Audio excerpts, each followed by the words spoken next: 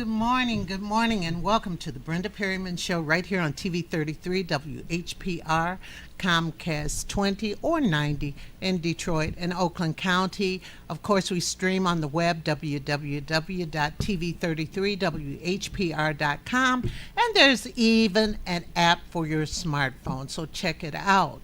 I have a wonderful action-packed show for you this morning, and I want to say, of course, happy Friday to you. First, I'm going to have on Adra Young. You will love her. She's a teacher in the city of Detroit, but so much more even.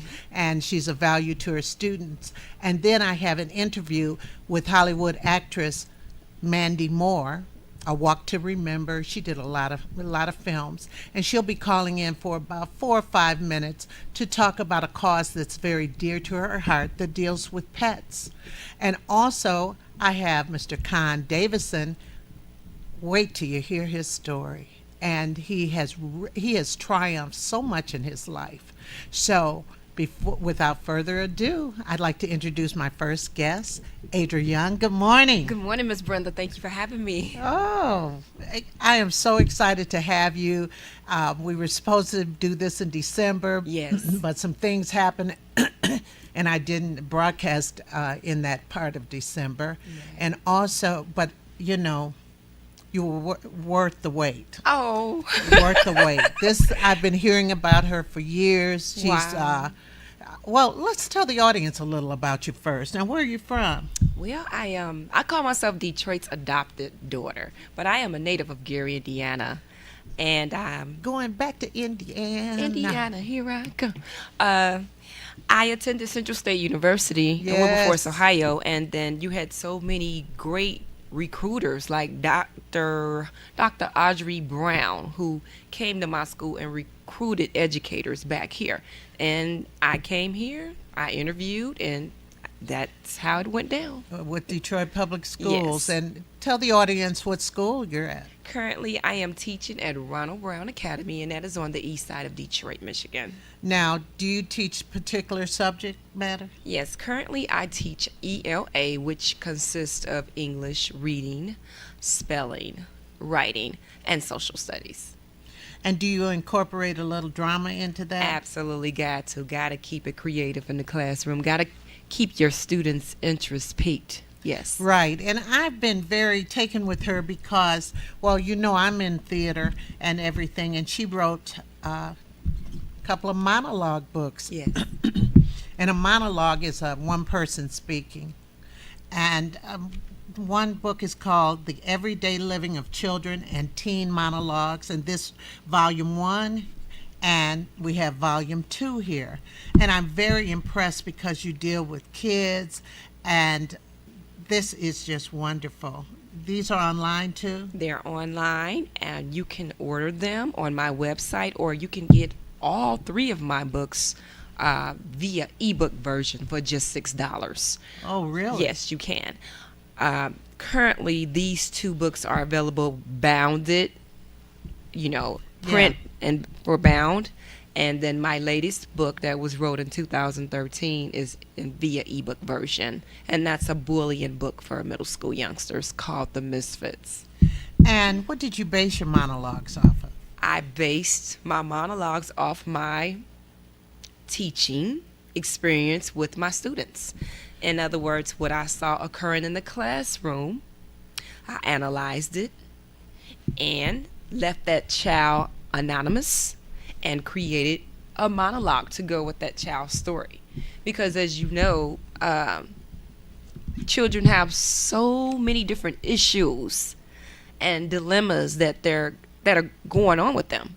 And 9 times out of 10, it comes back to the classroom. The teacher will see that in one form or another eventually. So instead of always sending them to the office, I kind of want to leave that till the last result. I decided to start talking to kids. Stay up here and talk to me at lunch. Let's get into your head. What's going on?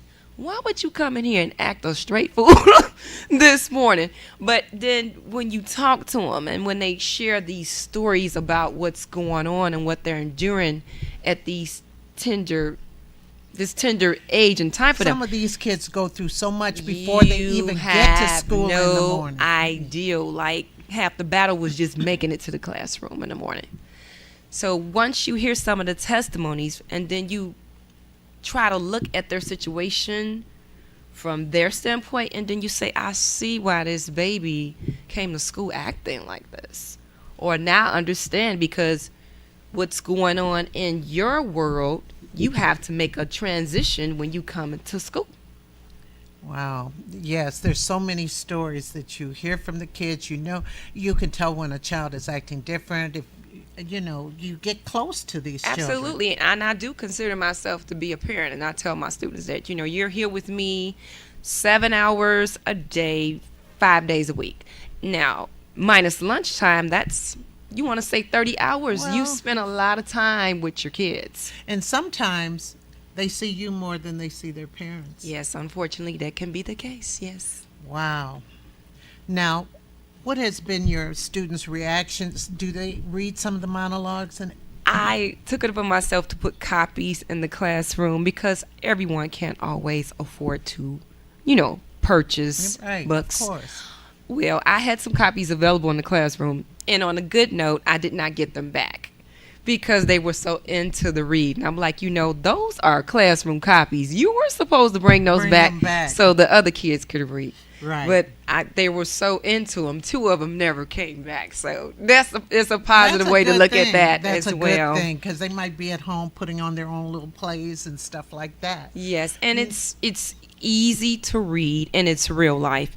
And the situations like I had mentioned prior to the show, Miss Brenda, they're nonfiction. They're real. There's nothing made up in either one of these books. When I say that each one of these stories entails the life of a child that I've taught over my educational career, it's in these 2 books.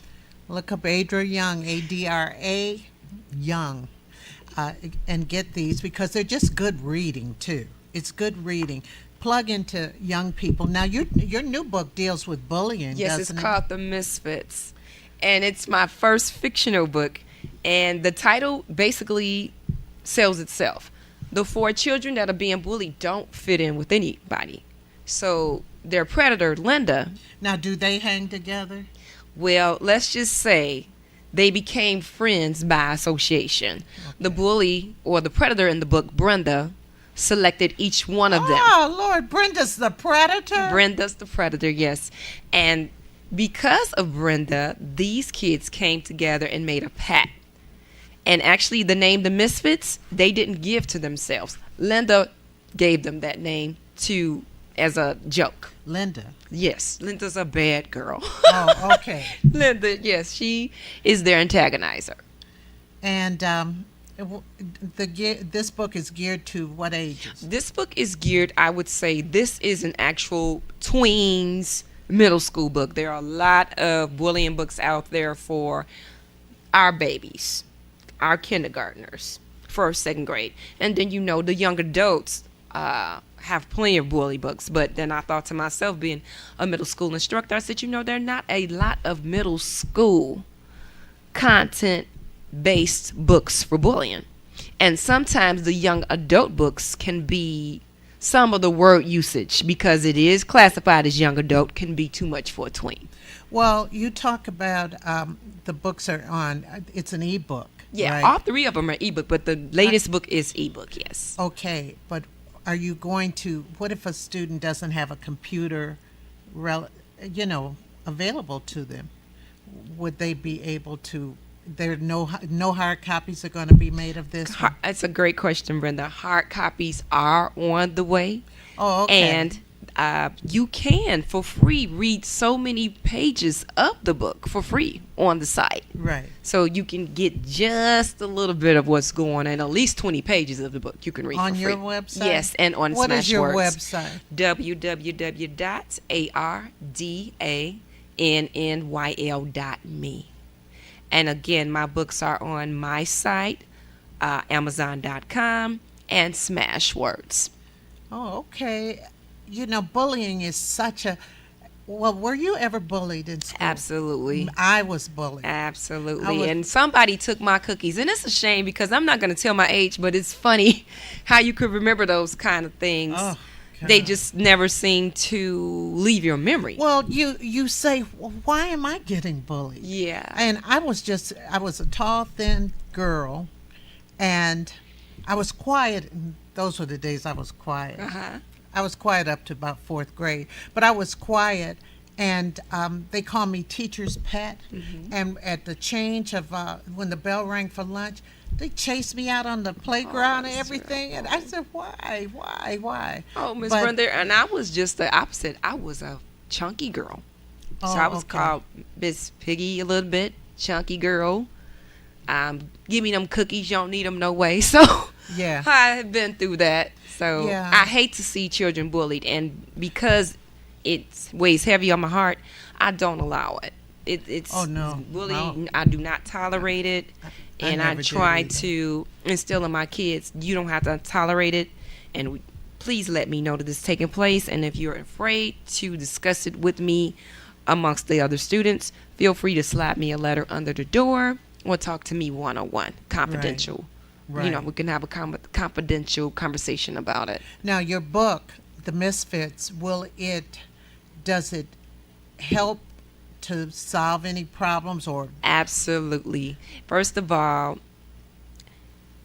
these friends, they, as mentioned earlier, they were not friends in the beginning. So it was actually like fate put it all together so that even though they are the predators and Linda is antagonizing them, that they could come together and take a stand against the nonsense and the torment that she's taking them through. Now, unfortunately, in the storyline, she does some cruel things. But you have to be realistic because kids do or conduct harm to other students all the time. Kids can be cruel. So, but it's just enough for the youngster ranging from the ages of 9, I want to say, through 13, 12. You know. Well, I'm glad because really there needs to be some little workshops on bullying in the class just to talk to them about it because I didn't put up with that either. I mean, Yeah. 39 years, I wasn't about to put up with that having been bullied And myself. not only are we not putting up with it, the state as a whole.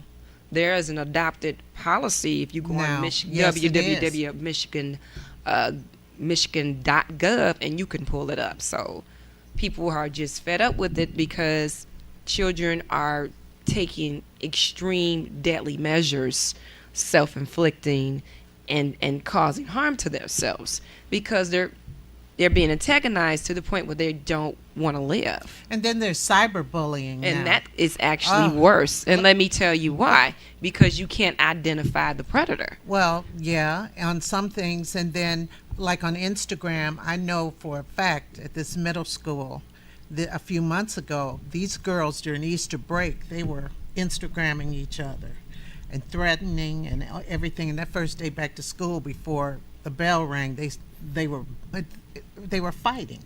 They told this girl, "I'm gonna get you when I get there." I mean, they're doing that over just their phones, you know.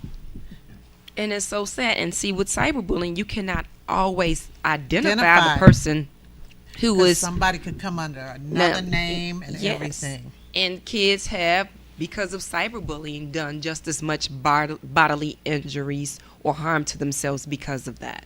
Absolutely. Now, let's kind of switch gears. Now, you're an international book reviewer. Yes.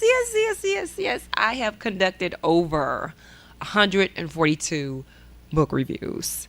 And I received that status actually in 2013. And I was just so honored, Brenda, because I was people from Australia and different parts of the world was saying, "Hey, Adra, can you review my book?" And I'm like, "Well, sure." Well, how did Why you not? start that? I just started one book at a time. I wrote my first book and I understood the importance of reviews. And for those who are authors, you understand just like movies, you need ratings because it makes when it comes to selecting or purchasing a book or a movie, people want to know what it's about. They want your opinion on it. Although people will have, let's just say reviews can be very subjective. They're opinionated. But people still want to know, is it worth it? What did you rate this? Did you say it was not a good buy? Did you say it was a good buy? Did you say it was worth it? Well, I guess they could tell too if you say it's a good buy and then they read it and she says, oh, she was right. It was a good buy. Yeah. So that ups your status, you know. Yeah, but keep in mind what you can also get some negative reviews. I've gotten some, and believe it or not, good reviews and bad reviews can help. Now, when I first got my first not so good review, it hurt me to my heart. I'm like, wow, I put my heart into this, and who is it? You know, you can get, when people view your books and they purchase your books on Amazon.com, you never know who's purchasing your books. You only can see the money being put into your account. So if a person has a book review name, not going by their original name, if they have an alias, and they can post a review, and if they don't like it, that's really nothing that you can do about it. But there's always, Miss Brenda, a good way to look at that. A review is a review. If somebody tells me it's bad, I'm still curious enough to want to see for myself if it's how bad is it? Right. So and like you say, it's subjective. It's somebody's. Exactly. If it's not your appeal, your style, or your genre, or your actual type of read, you may not get into it. Or if you can't relate to the storyline, again, it may not be good to you. Not necessarily that it's not a good book or a good read. So you have to understand, people think so differently. So it took a lot of growing up mentally as a writer for me to understand, well, honestly, I don't always like everything. Mm-hmm. Okay? And I will review it, and I will be honest about it. I won't be harsh, when I will be honest about the selected read to let the people know how I felt about it. So it just so happens now that people are really seeking my approval on reviews, not only for books, but also food. I am currently now a culinary critic for the Southeast region of Michigan. Right. And do you cook? Yes, I cook. I've been cooking. I am the oldest, so it was mandated that I knew how to get down in the kitchen. Oh, great. Now tell us about this. You have a show. Yes, I do. I have a show on Urban Nation Radio called The Cooks and Books Show. And each week, I said I got to come up with something creative, Brenda, that the people will love. And it's an untapped market. An untapped market. So I said, so what's missing? What do we need? We got the books, but we need the cooks, because who does not love that combination? A great meal and a good author. So each week on my show, I feature a author, a writer, and then either a chef, a pastry artist, culinary artist, or a caterer. And let me tell you, it is so fun. Each week we have a blast. The show gets better and better. So what do they talk about? We talk about their passion behind the business, what made them either want to become a culinary artist or a pastry artist. Out of all the careers, out of all the careers to go into, what made them want to become a creator of food, or a person that would love to create different dishes, or what made them want to just get into the art of the taste palette. In other words, what made you think that you could make people say, ooh, what you have created is so good and so tasty that we're going to talk about it, we're going to brag about it, and we're going to get you exposed. Had a young lady, 24 years old, on the show yesterday, Brenda, and the young sister was dynamite. When I said she bought in vanilla and chocolate strawberries, infused with cheesecake. Oh, now this baby, that was original. And she had created homemade steak and vegan egg rolls. So you've got a lot of talented artists out here who get into making food look good. Vegan egg rolls. She had vegan rolls and steak egg rolls. And when I say they were amazing, in fact, her food was so good that she may be getting a referral to be the featured chef for the Trinity Film Festival coming up August 1st and August 2nd. But I Wow. love the show. And each week we just have a person come on and we talk about just their love for food. And what better combination could you come up with? I know. That is. Where do you find the cooks? I first of all, I am a go-getter. So if I'm not finding people on social media, just 3 weeks ago, I simply walked around Eastern Market. And as I was purchasing seasonings and cheese and things that I like that I know you can only get from there, I walked around and I introduced myself to people and I let them know the concept and who would not want to advertise their business, you know? Absolutely. So absolutely. it's a win-win situation. You get to come on and get some exposure. We have a good time, and we get to eat some good food. Oh, that's yeah. And your audience doesn't get to eat any, but their palate is whetted. Yeah, but who's And- to say that we won't get to that? Because the show is only 3 months old, and when I say each week, more and more people tune in every Thursday at 5 o'clock. Now, how can we get the show? Sure, I'm glad you asked that. Log on to www.urbannationradio.com. The Cooks and Books show airs every Thursday at 5 o'clock. Wonderful. Just in time for dinner. Yes. Just in time for dinner. Well, you are a mistress of so many trades. I try. And I understand you so much. I understand. I really do. And ladies and gentlemen, this is just a good read for your young people. These are ways, in fact, for you too, because it's a way to see how young people are feeling, and she's putting them into words. And I like the fact that you put the time on here, how much time and stuff. And give us your website one more time. Sure. It's can't say my alphabet this morning. www.ardannYL.me. Again, www.ardannYL.me. And if you need to contact me, feel free. 313-729-2573. Well, thank you so much. You've been a Thank pleasure. you, Miss Brenda. It's great meeting another teacher. Oh, And bless we you. will be back in just a moment.